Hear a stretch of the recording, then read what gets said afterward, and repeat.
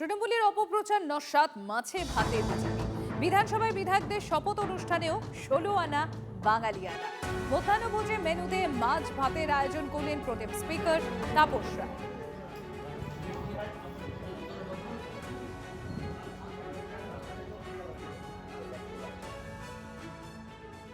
আমাকে যেমন প্রচারের মধ্যে মাছ নিয়ে দেখা গেছিল, আমি প্রত্যেকদিন কার্যকর্তাদের সাথে যখন মিলিত হতাম দুপুরের খাবারে মাছ ভাত খেতাম। মাছ ছাড়া আমার খুব একটা চলে না। আমি সপ্তাহে দুদিন আমার আস্থার জায়গা, বিশ্বাসের জায়গা থেকে নিরামিষ খাই বটে, কিন্তু সেই দুটো দিন আমার কাছে খুব কষ্টের। মায়ের বকাঝকা দিয়ে নিরামিষটা খেতে হয়, কিন্তু আমি খুব একটা নিরামিষ আসি না। আজকে প্রথম দিনে মাছ ভাত বিধানসভায়। মাছটা খুব শুভ, যাত্রা শুভ হবে আমাদের। স্বাভাবিকভাবে মাছ খাবো আমরা, বাঙালি মাছ ছাড়া চলবে না। এদিকে বিধানসভায় শপথ শেষে বিধায়কদের মিষ্টিমুখ করালেন দিলীপ ঘোষ, আর অন্যদিকে ছানা বড়া মনোহরা খাওয়ালে আম জনতা উন্নয়ন পার্টির বিধায়ক হুমায়ুন কবির। বিধানসভায় শপথ শেষে বিধায়কদের মিষ্টিমুখ করাচ্ছেন দিলীপ ঘোষ, সেই সময়কার ছবি দেখাচ্ছি আপনাদের। আর অন্যদিকে ছানা বড়া, অন্যদিকে আরো একটা ছবি তুলে ধরবো আপনাদের সামনে। ছানা বড়া মনোহরা খাওয়ালেন আম জনতা উন্নয়ন পার্টির বিধায়ক হুমায়ুন কবির, দেখাই আপনাদের।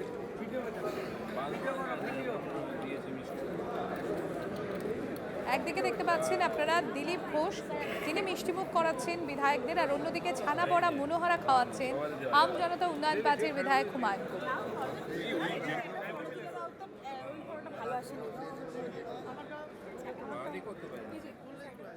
রাজ্যের 41টি দফতরের সঙ্গে মেগা বৈঠক মুখ্যমন্ত্রী শুভেন্দু অধিকারী। নবান্নের সব দফতরের সচিবকে নিয়ে বৈঠক শুভেন্দু অধিকারীর। বৈঠকে আছেন 5 মন্ত্রী এবং 15 বিধায়ক ও বিভিন্ন দফতরের কাজের রূপরেখা নিয়ে মূলত আলোচনা। দীক্ষা রয়েছেন আমাদের সঙ্গে। দীক্ষা, এই বৈঠকে যেখানে 5 মন্ত্রী এবং 15 বিধায়কও ছিলেন, বৈঠকের নির্যাস কি নিয়ে মূলত আলোচনা হলো, তারপর কি জানা যাচ্ছে?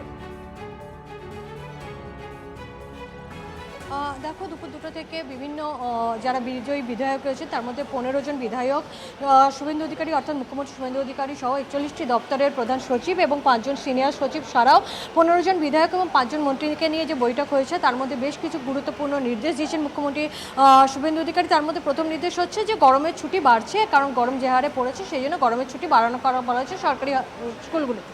পাশাপাশি 3টে সেক্টর যেটাতে গত কয়েক বছর ধরে অরাজকতা তৈরি হয়েছে, হেলথ সেক্টর, এডুকেশন সেক্টর এবং এই বর্তমানে যেটা হয়েছে টলিউড ইন্ডাস্ট্রিতে, এই 3টে সেক্টরের ক্ষেত্রে কয়েকজন বিধায়ককে দায়িত্ব দেওয়া হয়েছে। যেমন শিক্ষাক্ষেত্রে স্বপন দাশগুপ্ত, ডক্টর স্বপন দাশগুপ্ত এবং ডক্টর শঙ্কর ঘোষকে দায়িত্ব দেওয়া হয়েছে যে সেই দপ্তরের যারা সচিব, প্রধান সচিব রয়েছেন তার সঙ্গে আলোচনা করে দুদিনের মধ্যে একটা রূপরেখা তৈরি করে যে স্থবিরতা শিক্ষাক্ষেত্রে তৈরি হয়েছে সেটাকে বন্ধ করা। পাশাপাশি স্বাস্থ্যক্ষেত্রে দেওয়া হচ্ছে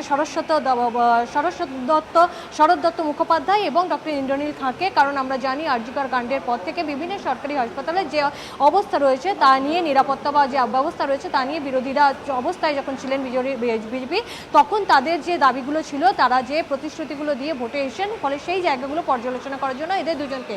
এবং টলিউড ইন্ডাস্ট্রির ক্ষেত্রে আমরা জানি টলিউড ইন্ডাস্ট্রিতে কাজ করতে চাইছেন যারা নিজেদের মতন প্রযোজকদের নিয়ে, নিজেদের টিম নিয়ে কাজ করতে চাইছেন, সেখানে ফেডারেশনের হাত বা নানা রকম কারণে কাজ বন্ধ হয়ে যাচ্ছে, একের পর এক আদালতে যাচ্ছে। সেই জায়গায় দাঁড়িয়ে কাজ যাতে বন্ধ না হয়, এই স্থবিরতা যে তৈরি হয়েছে সেটাকে কাটাবার জন্য রুদ্রনীল ঘোষ, সেখানকে রূপা গাঙ্গুলি এবং হিরণকে দায়িত্ব দেওয়া হয়েছে এবং পাপিয়া অধিকারীকেও দায়িত্ব দেওয়া হয়েছে। কিন্তু পাপিয়া অধিকারী আজকে শপথের কারণে তাকে বিধানসভায় থাকতে হয়েছিল, ফলে আজকের যে বৈঠকের মধ্যে সচিবদের যেমন দেওয়া হয়েছে, তারপর আরেকটি ইম্পর্টেন্ট বিষয় হচ্ছে বিএসএফকে জমি হস্তান্তরের ব্যাপারে। কিন্তু মুখ্যমন্ত্রী প্রথম দিন শপথ নেওয়ার পরেই বলেছিলেন বিএসএফকে জমি হস্তান্তর করা হবে, কারণ বাংলাদেশ এবং পশ্চিমবঙ্গের যে বর্ডার রয়েছে সেই জায়গায় কাঁটাতারে বেড়া দিতে হবে। এবং সেই জায়গায় প্রাক্তন যে মুখ্য সচিব ছিলেন নন্দিনী চক্রবর্তী, তাকে এটার নোডাল অফিসার করা হয়েছে যে এই বিষয়টি, পুরনো জমি হস্তান্তরের বিষয়টি নন্দিনী চক্রবর্তীকে দেখার জন্য অর্ডার দেওয়া হয়েছে। অর্থাৎ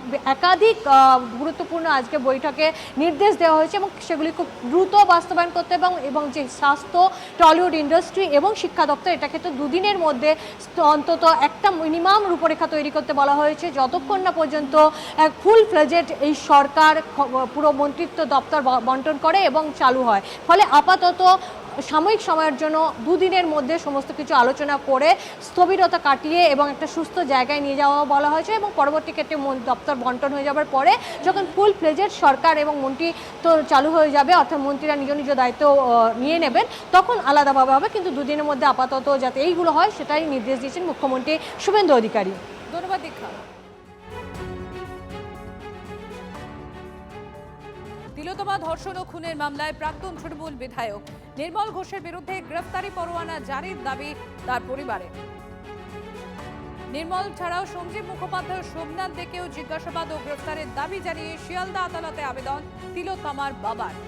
সুজয় রয়েছেন আমাদের সঙ্গে, আমি একবার সুজয়ের কাছে চলে যাবো। সুজয়, তিলোত্তমার পরিবারের তরফ থেকে, তার মা বাবার তরফ থেকে ঠিক কি দাবি করা হয়েছে?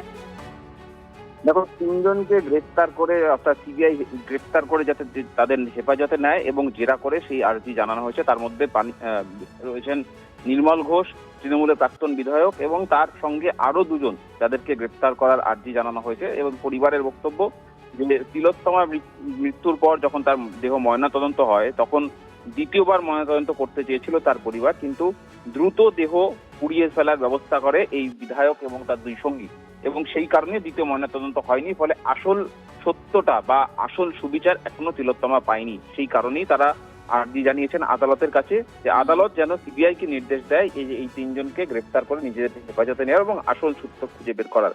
ইতিমধ্যেই সেই আবেদন জমা হয়েছে এবং আগামী 5ই জুন এই বিষয়ে পরবর্তী শুনানি রয়েছে। তার কারণে সিবিআইয়ের তরফ থেকে যিনি আইনজীবী ছিলেন তিনি জানান যে এই বিষয়ে পৃথকভাবে শুনানির জন্য তাদের সময় দেওয়া হোক, তারা প্রস্তুত হয়ে আসতে চান। সুতরাং আদালত সিবিআইয়ের আর্জি মেনে নিয়েছে এবং আগামী 5ই জুন পরবর্তী এই বিষয়ে শুনানি রয়েছে। অর্থাৎ সেদিন স্পষ্ট হবে যে আদালত এদেরকে নিজেদের সিবিআই কে নির্দেশ দিতে পারে কিনা। যদিও সিবিআইয়ের তরফ থেকে বলা হয় যে নিম্ন আদালতের বা এই শিয়ালদা আদালতের সেই আইনি ক্ষমতা নেই যে এই ধরনের আর্জি বা এই ধরনের আবেদন তারা গ্রহণ করবে বা এই সংক্রান্ত কোনো নির্দেশ দেবে। ধন্যবাদ সুজয়।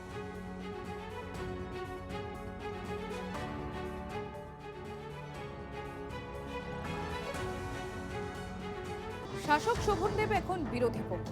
বিধানসভায় শপথ নিয়ে বিরোধী দলনেতার মুখে আলেকজান্ডার পুরুর প্রসঙ্গ।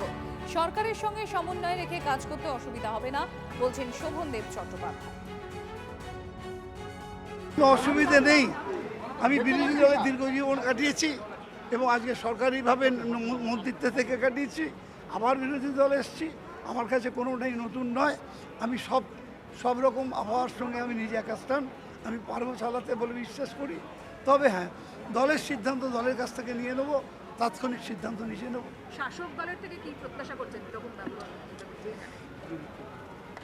আলেকজান্ডারের পুরুর মধ্যে ঝগড়া হয়েছিল, যখন লড়াই হয়েছিল তখন পুরু কি বলেছিলেন যে তার প্রতি যেন সত্যিকার রাজার মতো, যে আমি একজন রাজা ছিলাম সেভাবে আমার সঙ্গে ব্যবহার করা হয়, সেটাই আশা করি। শাসক দল বলছে যে না, বিরোধীদেরকে আমরা গুরুত্ব দিয়েই চলবে। ভালো তো, এগুলো তো আমি আবারও বলছি, যা কথা বলা আর সেটা প্রয়োগ করার মধ্যে অনেক পার্থক্য আছে। Let us see what happens. তাড়াতাড়ি উত্তর দেওয়ার সময় হয়।